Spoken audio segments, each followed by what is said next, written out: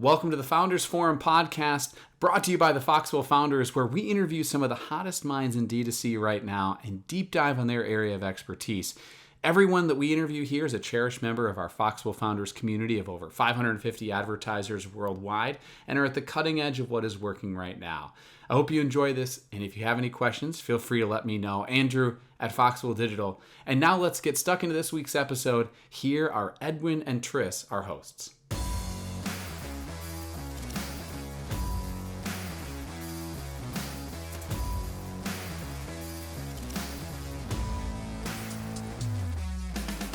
Three best ways that we've ever seen to deal with this is it's one of the things that's working really, really well for our agency right now. Question of the week, right? He's going to spill all the tea on TikTok for us. What is the oh wow strategy of the moment? If it's working, if it ain't broke, don't fix it. Who buys it even at that time, right?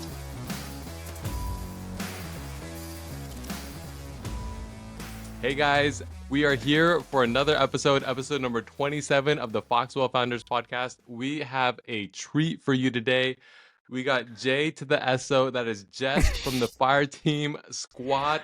He is the creative strategic director at Fireteam. He is the one that we call when things are not going our way on the creative side. You guys are going to want to listen to this. He's going to spill the tea. Tris, kick us off.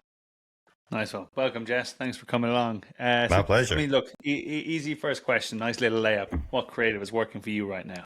Easy first question, you say. Okay, well, first of all, it's very rare that there's a format that works across clients. Every client is very unique and different. And also, if there is something that works across clients, you need to be able to execute on it to a high degree across clients, because just because a concept works doesn't mean every execution of that is working. But I will say that something that I was very surprised that has worked for a lot of different clients is ASMR style videos or ads. I don't know if you're familiar with ASMR. Okay. Are you? Of course. Well, secretly, yes. Publicly, no. All right.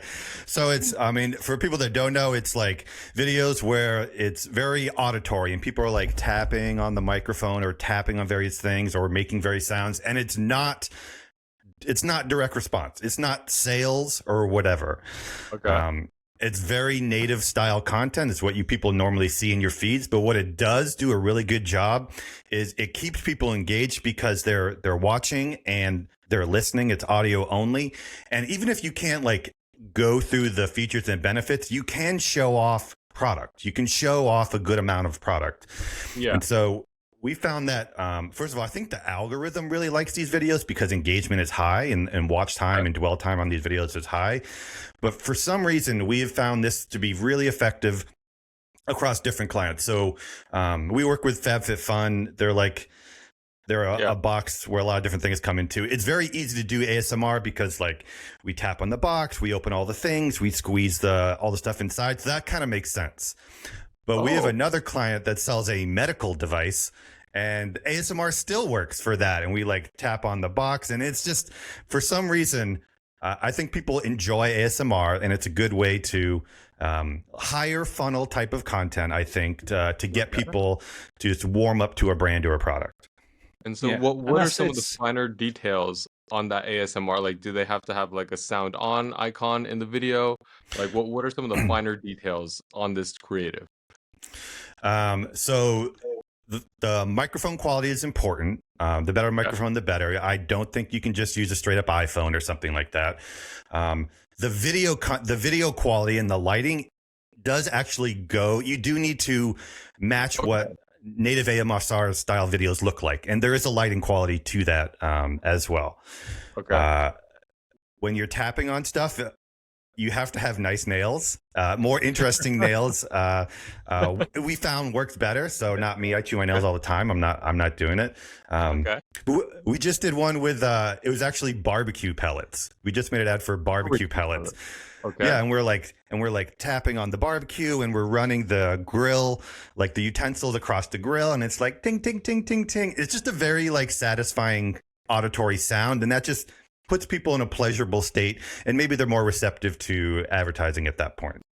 Is And it at the hook that you're starting with the ASMR, or are you kind of building into it, or is it like whereabouts is it going? Because like obviously the years gone by when you design ads with sound off and everything else. This sounds like a new, because obviously with TikTok and stories, that's the main thing that people have sound on. So is that kind of why you're designing it like that? And then is that the hook that you're starting with a good ASMR sound? So the ASMR is the hook and the meat of the video. We have a tactic that we call a base unit, where for each client we create basically an ad that does all the features and benefits and USPs and social proof and stuff like that. And it's about like 45 seconds long. And we append that to every single ad that we do. So we'll do ASMR for 30 seconds or something, and then it will transition into the base unit. And if people have spent 40 seconds or 30 seconds with an ad, they are kind of invested, and it's almost like you've earned the right to sell them a little bit on the product. And so that's when the base unit comes in and does a little bit more of the direct response style stuff. Right. Okay. And so your design is sorry, go on, Edwin. And this is generating the sales. So the ASMR, right? It's normally it's an entertaining thing, normally, typically, but you are dollar to dollar. We are paying the mortgage on this with ASMR. Yeah, we have multiple clients where ASMR is the top ad for some reason. Yeah. Nice. I So love it. when you have a base that is actually the ad, but then the start and the kind of the detail on it is what you swap out, and that's where your iterations come from. Right, and that allows us to have the hook and like the first 20 seconds do a real good job of the targeting. It's not just like grabbing people, but the targeting and that type of stuff. So we're finding the right people. And then we always say that like, if someone watches 30 seconds of an ad and that's all there is, like it's like turning the lights off in the bar and telling everyone to go home. Like, why do we need to do that if they're going to sit there and watch more ads? So we do find that like 2% or 1% of people will get to the 60-second mark of an ad. It doesn't sound like a lot. That's a lot. But it's hundreds of thousands of people for like a scaling ad. And it's not, it is a lot, but those are the buyers. Like if you've watched 60 seconds of an ad, the overlap between those people and the people that are clicking and buying it is probably pretty high. That is ka-ching. That is dollar. Sure, for sure. And so when you've got these people in the ad and you're going straight into the actual sales part, that's where you deliver your message. You've got people hooked. They're interested in what you're saying. Barbecue pellets is an easy one. Medical devices maybe not so much. Of actually opening the box.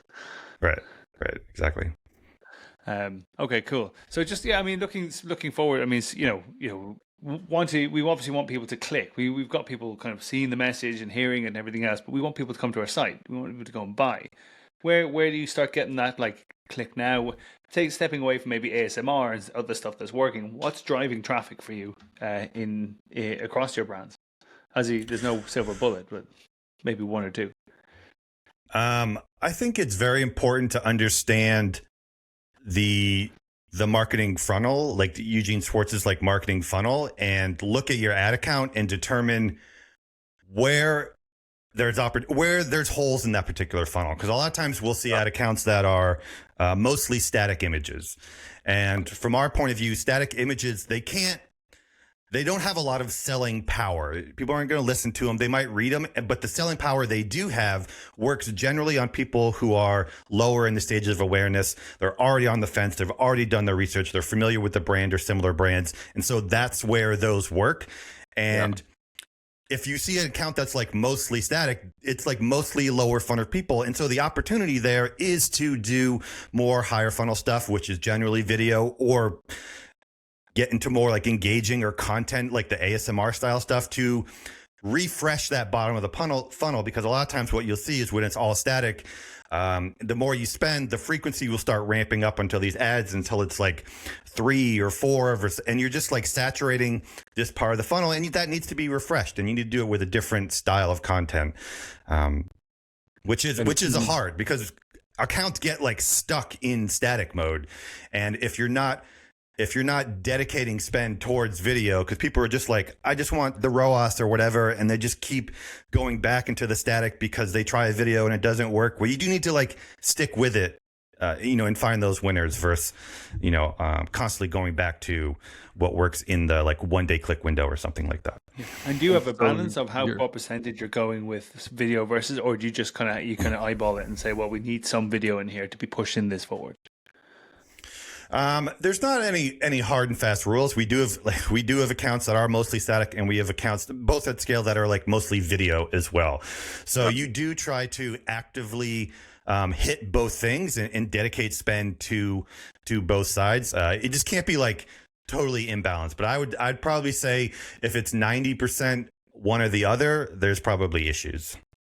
And so you're talking about the funnel. So walk me through. You're looking at an account. It's the first time you looked at it.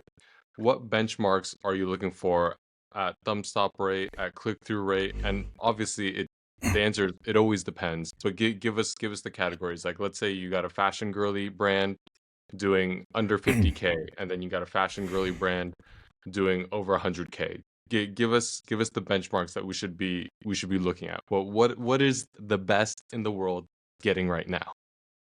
Yeah.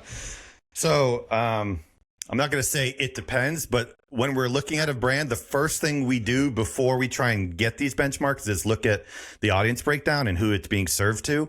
Okay. Because like old people click a lot. Like the click-through rate on older people accounts could be 2%, 3%, something like that. And so I don't want to be like, if I look at an account and it's like 3%, but it's old people, that might just be average, Okay.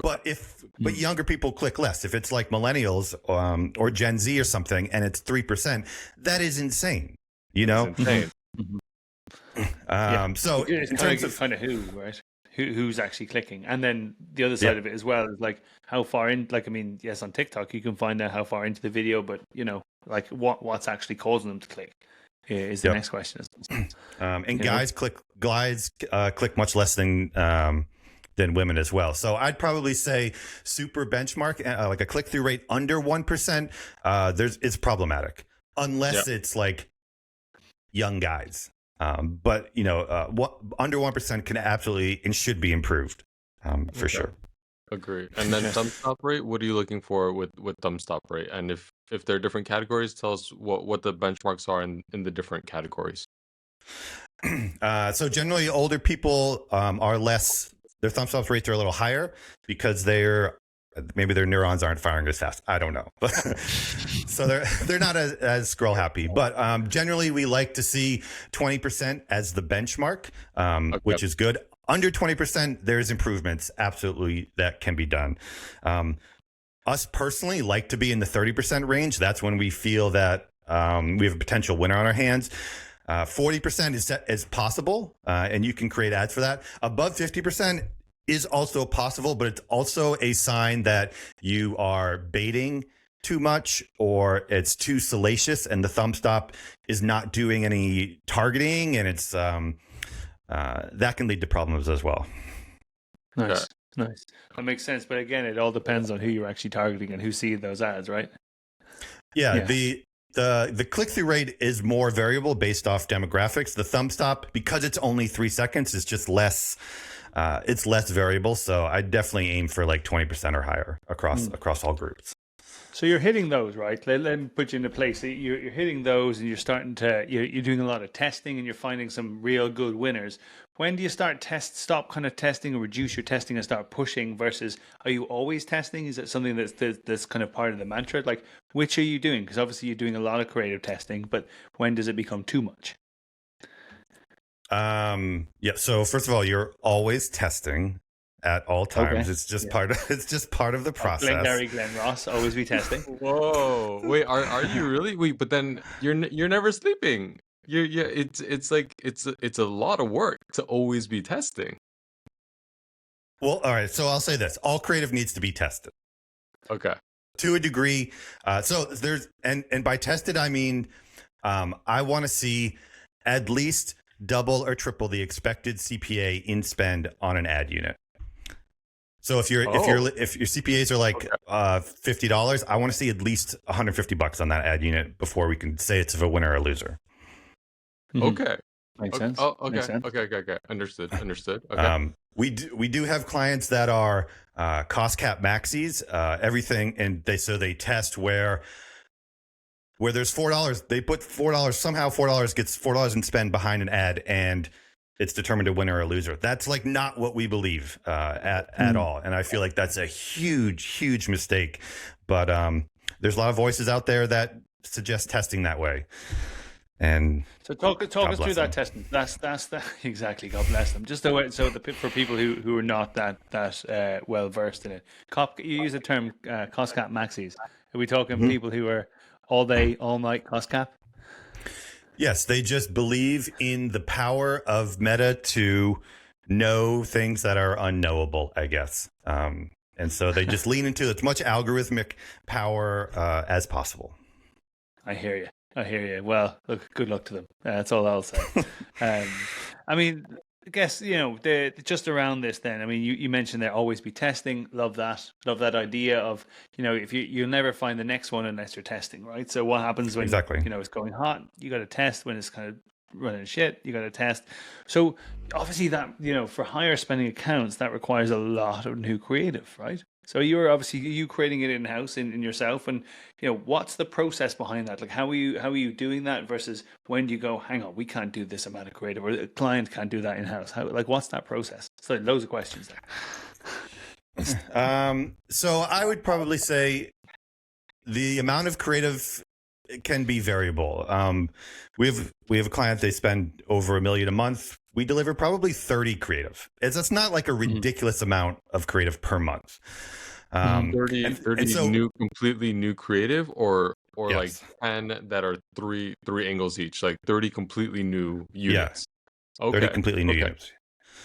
It's a good amount, but like there are shops where you can't have more creative than you can effectively test, I will say.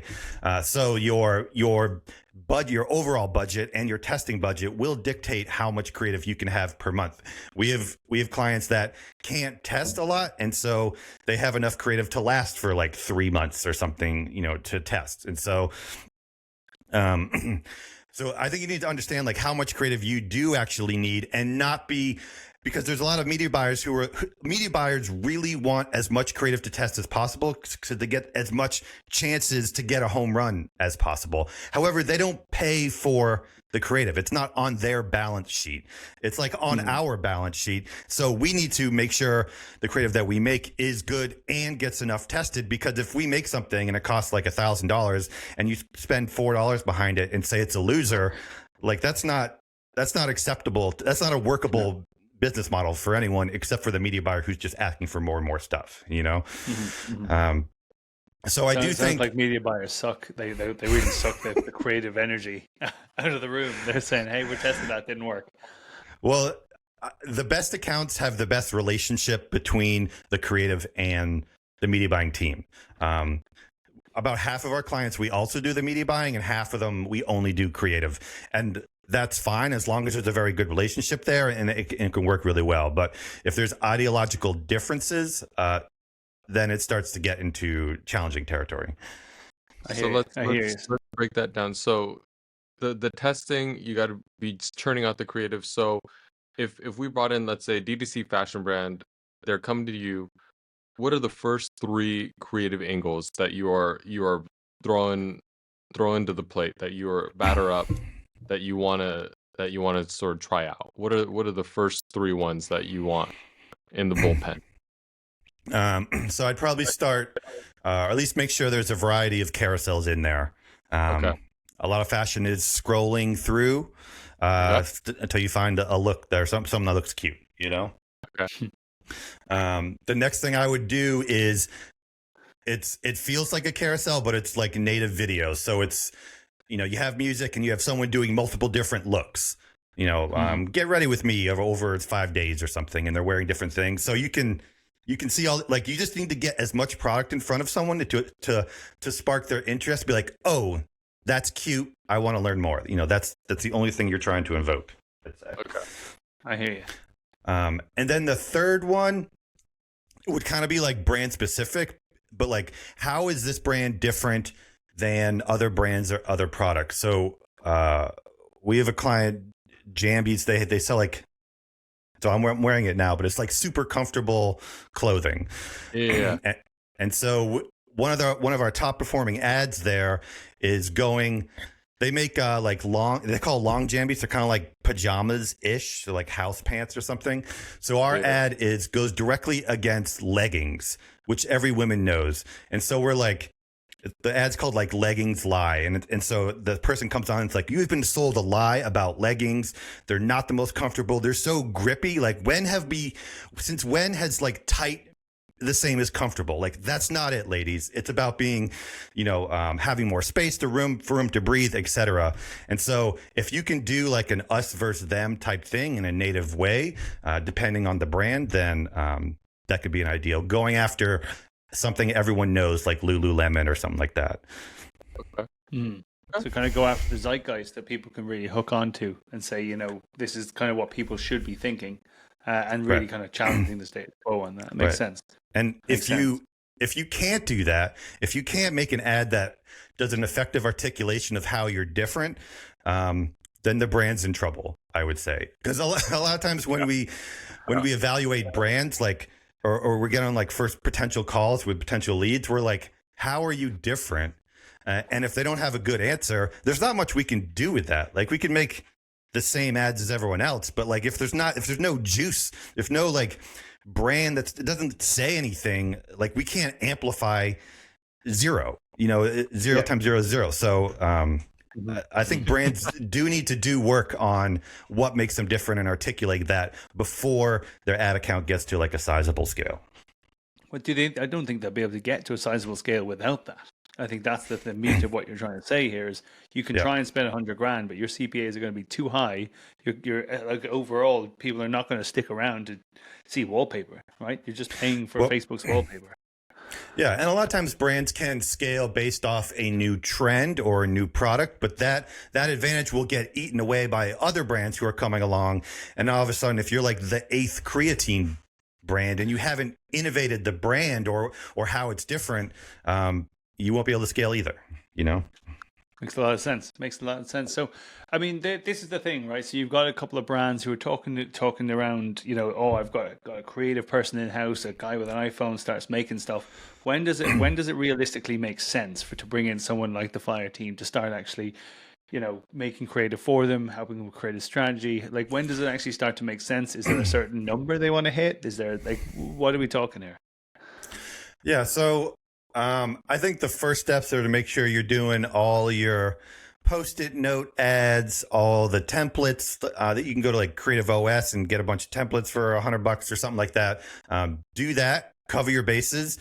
You don't want us to be making, it costs a lot of money for us to slap a Post-it note on something. That's not like where we shine. So I would probably do all that until you're about maybe, and then get some like basic seeding, and then get some influencer content, and just, you don't have to like do a lot of editing, but turn those into ads, and that might be enough to get you to like 30 to 50K a month or so.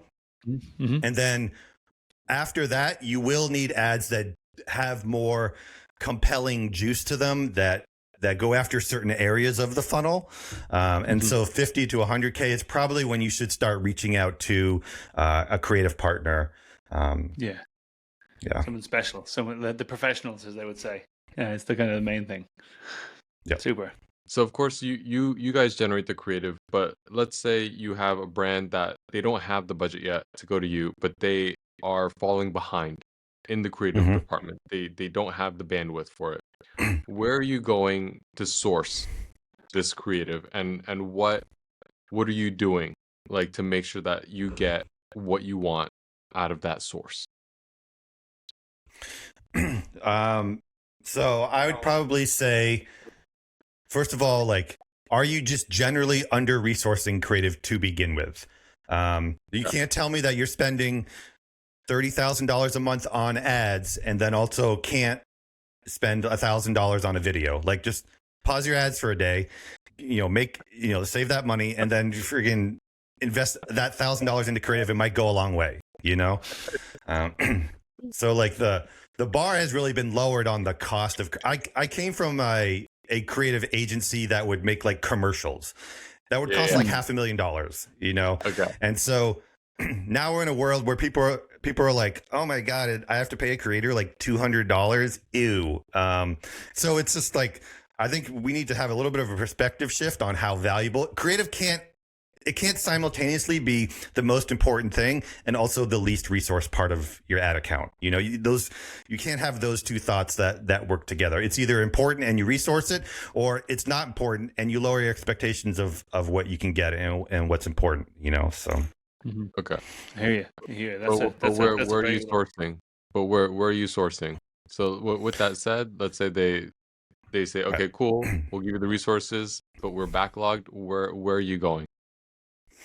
So if the product is seedable, Okay. which means if it's under $50 or something, and you can get it out to 20 different people, you have to do some work to find those people, you know, potential people online that do make good creative, or you know, you like their videos and be like, reach out to them. So it is a manual process, which takes time. Or you can pay someone to do that, or you can do it yourself, you know? So if it's seedable, I'd probably start there and get it out to 20 to 50 people. You'll probably get at least 5 videos that can be turned into ads pretty simply from that. Okay. I like that. Okay. I like that. I like that. Well, Jess, so tell me, you know, obviously we met through Foxwell's founders group. I suppose I would love to find out from you. How do you find it? Is it something you find useful, or, you know, is it something that you would recommend to your friends? Yeah, so I've been in the Foxwell founders forever, and I treat that community as like a tool, like in our tech stack. It is very much a place that we can get answers. Sometimes we get leads from there. It's also like one of the things that you don't know until you're in it is that media buying or being in this space can be like really lonely. If you have like a lot of followers on Twitter, like me, it can be less lonely. But when you're starting out, no one is responding to you. No one is answering your questions. You can tweet something, but no one's going to get back to you, and you're just not part of that space. And it can be hard to get answers beyond Googling. And those are probably answers that are 18 months old to begin with.